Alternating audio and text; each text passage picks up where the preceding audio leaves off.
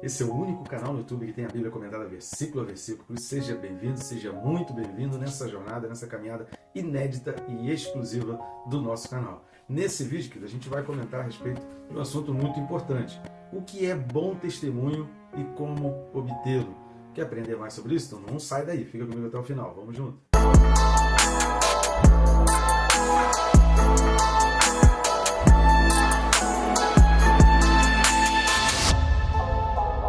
Tem bastante coisa para a gente aprender aqui, querido, e você consegue acompanhar essa jornada versículo a versículo. Por isso, inscreva-se logo no canal. Quem ainda não está inscrito, clica aí bem rápido, não vai interromper o vídeo, não vai atrapalhar aí o seu tempo.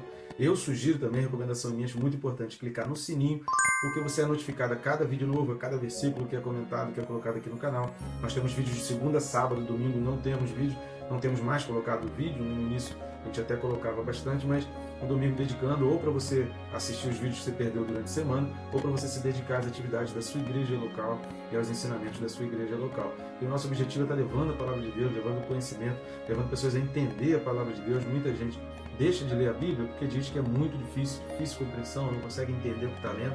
Mas a gente está aqui para te ajudar, para destrinchar um pouco, trazer à luz, esclarecer os assuntos bíblicos. Tá certo? Então, o versículo desse vídeo é Hebreus 11, versículo 2. Vamos lá para a Carta aos Hebreus, capítulo 11, versículo 2, que diz assim: Pois pela fé os antigos obtiveram bom testemunho. A gente vai entender um pouco mais sobre isso. No grego, esse versículo ele é um pouco diferente, mas ele é traduzido assim no português porque como está separado por versículo a versículo, né, a gente precisa entender, a gente já falou isso em vários vídeos anteriores, que a Bíblia não foi escrita versículo a versículo, com divisão em capítulos. Né?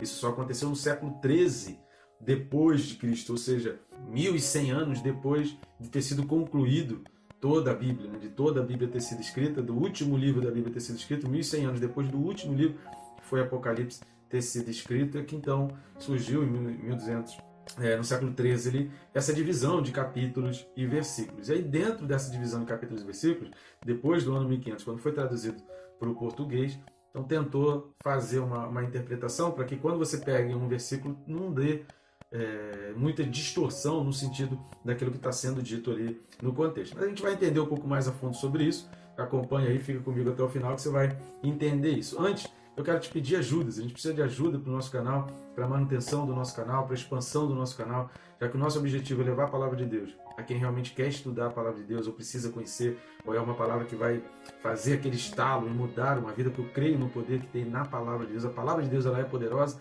então aqui a gente nem acrescenta nada, né? Nosso objetivo é só destrinchar, trazer o entendimento no que está na palavra de Deus, que eu creio no poder da palavra de Deus, e para que a gente alcance mais pessoas e mais pessoas sejam abençoadas, por favor, esteja aí nos ajudando. Existem várias maneiras de você nos ajudar, uma delas é grátis, não vai custar nada, rápido e fácil. Curtir, comentar e compartilhar. O famoso triplo C. Curtindo e comentando no YouTube, o seu algoritmo ali mostra o vídeo para mais pessoas, e compartilhando você vai além do algoritmo do YouTube e você mostra para pessoas que talvez nunca receberiam uma indicação, uma recomendação feita pelo próprio YouTube. Outra maneira de estar nos ajudando é ainda aqui nesse QR Code que está aqui do lado. Se você ler esse QR Code, ou se você for na descrição e clicar no primeiro link, vai abrir o mesmo menu, que são esses livros que estão aqui aparecendo aqui do lado, né? Esses livros aqui, essas capinhas, são livros que eu mesmo escrevi e que são livros que vão abençoar muito a tua vida, livros que vão trazer reflexões importantíssimas, né? Uma meditação imprescindível que você não pode perder. Então participe desse projeto e assim você está ajudando também o nosso canal e o nosso ministério. Então não só compre, como também recomende e indique para mais e mais pessoas. Tá legal? Então vamos lá. A primeira coisa que a gente precisa observar nesse versículo 2, que é um versículo pequeno, é que a palavra fé originalmente ela não aparece aqui no versículo. Né? O que está sendo dito aqui, o versículo no grego, seria assim, né? E por ela os antigos obtiveram bom testemunho. Ou seja, esse versículo 2 precisa ser lido junto com o versículo 1, porque ele está, na realidade, isso é um pronome relativo. No grego é o dris, né? Então aqui é um pronome relativo, ou seja, aquela fé mencionada no versículo 1 está dizendo que por essa fé mencionada no versículo 1, os antigos, né, os anciãos, obtiveram bom testemunho. Então essa é a versão. E essa obtenção de bom testemunho, na realidade é uma palavra só no grego, que a gente vai ver no final desse vídeo aqui. Então isso é relativo ao que está no versículo 1. Por isso você precisa entender o que é essa fé que a gente vai comentar aqui, que esses antigos viveram, assistindo o vídeo anterior. Então não deixe de assistir o vídeo anterior para que você tenha uma compreensão melhor do que está sendo dito aqui nesse versículo 2. Essa palavra antigos aqui, no grego, ela é presbíteros. Então aqui aparece a palavra presbíteros, que significa anciãos. Anciãos significa tanto os patriarcas, quanto os apóstolos, quanto os cristãos, os homens de Deus. No caso aqui da carta aos Hebreus, ele vai mencionar quem são esses anciãos, quem são esses antigos, ele vai mencionar muitos deles aqui nesse capítulo 11, mais precisamente, especificamente, a partir do versículo 4, ele começa a citar os nomes. Mas aqui, a partir do versículo 2, ele já está introduzindo isso, ele já está falando quem são esses antigos e por que ele vai mencionar o nome dos antigos no versículo 4. É uma forma muito inteligente de escrever a carta e dissertar, porque aí, quando começa a se ler os nomes a partir do versículo 4, você já está entendendo exemplos de que ele está dando, né? Baseado em que fé essas pessoas viveram, porque ele já explicou nos versículos de 1 a 3. Então, esses versículos de 1 a 3 de Hebreus 11, eles são fundamentais. Talvez, é óbvio que a gente poderia estar cometendo algum pecado, né, de colocar algum versículo em um grau de mais importância do que o outro, mas em termos de absoluto para a fé, de fundamento para a fé, talvez o trecho mais importante que você precisa compreender e entender na Bíblia e passar para outras pessoas. Se esses 3 versículos do capítulo 11 de Hebreus, você conseguir compreender, você conseguir fazer a tua própria formulação de uma forma verdadeira e compatível com o que a Bíblia está dizendo, você consegue evangelizar e levar a palavra de Deus para muita gente. Então essa palavra anciãos significa isso, são esses presbíteros, são esses patriarcas, são esses homens e mulheres que fizeram toda a diferença nessa caminhada e que servem de evidências. Se você assistiu o vídeo anterior, você vai lembrar que a fé cristã ela é baseada em evidências. A fé cristã não é baseada em achismos, nem devaneios, nem viagens, né? Não foi utilizar droga para poder escrever. Foram evidências, foi algo que foi comprovado, testado e visto. A gente viu isso no versículo anterior, que o autor aos Hebreus está escrevendo isso. O que está dito no versículo 1 é que a fé cristã ela é baseada em evidências, em fatos, é algo que aconteceu, foi visto e provado. E aí a gente vai tirar a conclusão seguinte: tenha muito cuidado ao caminhar com pessoas, ao se aliançar com pessoas, ao se juntar com pessoas, ao fazer parte e a deixar uma ideologia que está sendo colocada no mundo aí, que não é de hoje, isso é antigo, já havia aqui na época da carta aos Hebreus, no Novo Testamento isso já acontecia. Paulo e João já fizeram questão de alertar com relação a isso. São pessoas que tentam atacar o patriarcado. Então, toda vez que você ouvir esse tipo de expressão, isso é culpa do patriarcado, ou precisamos acabar com o patriarcado, ou esse patriarcado precisa ser destruído, toda vez que você ouvir essas expressões, isso faz parte de uma ideologia que tenta tirar você do foco das evidências dos patriarcas, porque são os patriarcas que construíram, e a vida deles, a história deles, elas servem como base, como fundamento para você acreditar que a promessa de Deus na tua vida vai se cumprir. Então, o que faz você acreditar que existe um Deus que tem uma promessa a se cumprir na tua vida, que você pode se agarrar nessa promessa, que independente do que acontecer na tua vida, você pode crer nessa promessa, o que vai trazer um fundamento firme, né? Lembra, a gente falou no vídeo anterior da canoa, né? Que vai fazer com que você construa essa canoa e você consiga estar baseado nessa canoa no rio da vida, são as coisas que os patriarcas fizeram.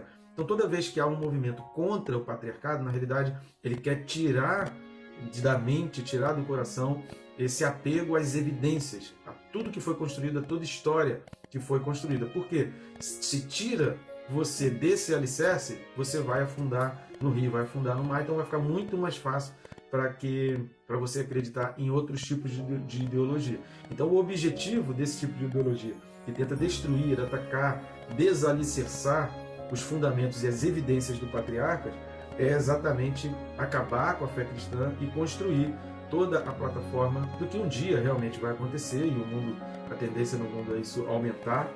Não se baseie pelas questões da maioria, pelo contrário, o Novo Testamento ele deixa muito bem claro com relação a isso, que a multidão apertava Jesus, mas uma mulher conseguiu tirar poder de Jesus pela fé. Então é pela fé que faz a diferença. Então, cuidado com multidões, cuidado com maioria. Não acredite em quem diga, não se aliancie, não caminhe junto, se afasta daquelas pessoas que querem destruir o patriarcado, que atacam o patriarcado e que falam esse tipo de expressão do patriarcado. Porque tudo que a gente falou no vídeo anterior não vai fazer parte da vida e vai levar o ser humano à desesperança. Por que esse tipo de ideologia quer levar homens ao desespero, à desesperança?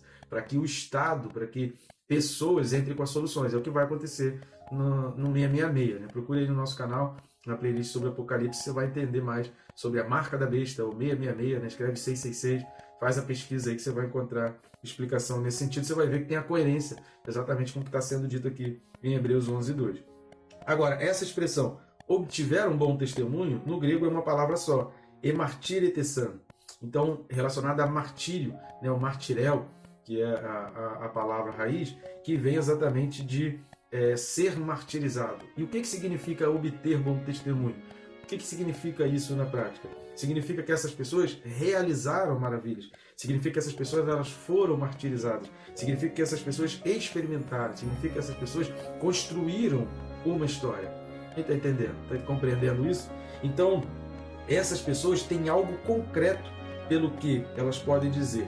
Por isso, por essa razão, por essas coisas que aconteceram, por essa história que eu construí, eu sou considerado um crente, ou seja, eu sou considerado alguém que viveu pela fé, viveu por essa crença. Então, obter bom testemunho significa eu tenho uma história vivida, eu construí algo, e é olhando para isso que eu construí, olhando para esse momento que eu vivi, que Deus ele fala assim, esse daí realmente viveu pela fé. Então não tem como obter bom testemunho sem viver pela fé. Não tem como obter bom testemunho se você não tem experiência, se você não experimenta estar alicerçado em Deus, se você não passa por situações como a de Ezequiel, que a gente leu há dois vídeos atrás, que, aliás, a gente não chegou a ler o texto, mas eu deixei o texto, né, no vídeo para você ler, que Ezequiel ele vai caminhando no rio e chega um momento que os pés dele já não tocam mais o chão e aí ele é levado pela fé. Então essa fé que conduz, essa fé que carrega, quando você experimenta isso e você tem história para contar sobre isso, esse é o seu bom testemunho. E nesse caso de bom testemunho, Deus declara essas pessoas, a gente vai ver isso nos versículos 4 e 5, a partir dos 4 e 5, Deus declarando essas pessoas como alguém que viveu pela fé. Então, para que isso aconteça na tua vida, como que eu posso ter um bom testemunho? Você precisa ter uma história vivida, você precisa ter uma experiência para contar, você precisa ter participação, a fé precisa fazer parte dessa sua jornada, do seu dia a dia, da sua vida. Então, respondendo a nossa pergunta inicial, o que é o bom testemunho? É uma história, são experiências, são fatos, acontecimentos que você experimentou, que você pode dizer a partir deles, eu sou crente, eu creio em Deus, eu vivi pela fé. Então você pode dizer assim, olha, eu vivi determinadas situações, eu passei determinadas situações e eu posso dizer que eu vivi pela fé, porque eu experimentei viver isso. Muitas pessoas vivem aquém, vivem muito longe, não conseguem chegar a esse ponto de viver pela fé por causa do medo, porque ficam envolvidos com muitas coisas, situações desse mundo. Por isso Paulo, ele vai falar, olha, um soldado ele não pode ficar envolvido muito com as coisas do mundo, ele não pode ter muitas distrações, ele precisa ter foco e entender que ele está vivendo ali uma batalha. Então a gente precisa entender isso, para que você tenha um bom testemunho, você precisa estar focado e se entregar, deixar ser levado pela fé, deixar Deus te conduzir e te carregar. Tá bom, gente boa? Não perca o próximo vídeo e assista aí sempre na sequência Hebreus 11 de 1 a 3, assista de novo, assista quantas vezes forem necessário para você fazer suas anotações e ter a compreensão. O próximo vídeo vai ser complementar, digamos assim, uma trilogia a respeito do conceito de fé e que é imperdível. Que Deus te abençoe, rica e abundantemente.